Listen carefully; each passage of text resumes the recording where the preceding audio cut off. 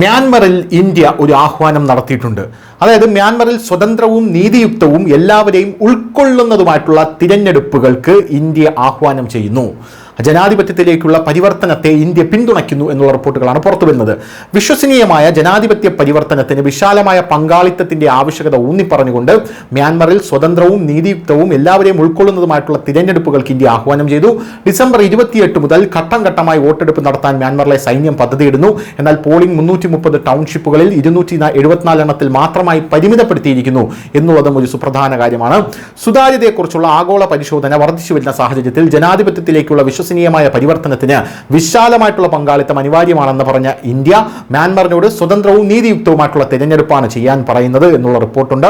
മ്യാൻമറിന്റെ ജനാധിപത്യത്തിലേക്കുള്ള പരിവർത്തനത്തെ India പിന്തുണയ്ക്കുന്നുവെന്നും അവിടെ നടക്കാനിരിക്കുന്ന തെരഞ്ഞെടുപ്പ് പ്രക്രിയയുടെ വിശ്വാസ്യതയ്ക്ക് എല്ലാ രാഷ്ട്രീയ പങ്കാളികളുടെയും പങ്കാളിത്തം പ്രധാനമാണെന്നും വിദേശകാര്യ മന്ത്രാലയ വക്താവ് രൺധീർ ജയ്സ്വാൾ അഭിപ്രായപ്പെട്ടു. ഈ പ്രക്രിയ സ്വതന്ത്രവും നീതിയുക്തവും എല്ലാവരെയും ഉൾക്കൊള്ളുന്നതുമായിരിക്കണമെന്ന് അദ്ദേഹം ഊന്നിപ്പറഞ്ഞു.